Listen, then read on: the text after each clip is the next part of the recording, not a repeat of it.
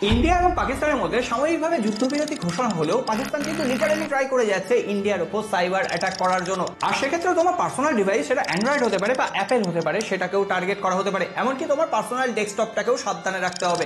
Already CERT অর্থাৎ Indian computer emergency response টিমের তরফ থেকে একটা ওয়ার্নিং দেওয়া হয়েছে। সমস্তটা বলছি, তার আগে ভিডিওটা সবার সাথে শেয়ার করে দাও যাতে সবাই এবার এই পরিস্থিতিতে একটু সাবধান হতে পারে। প্রথমেই বলি, তোমরা যারা অ্যান্ড্রয়েড স্মার্টফোন ব্যবহার করছো তাদের ক্ষেত্রে অ্যান্ড্রয়েড 13, 14 এবং 15 এর ক্ষেত্রে বেশ কিছু ভালনারেবিলিটি ইস্যু দেখা গেছে। অর্থাৎ তোমার ফোনটা সহজেই হ্যাকারদের কন্ট্রোলে চলে যেতে পারে।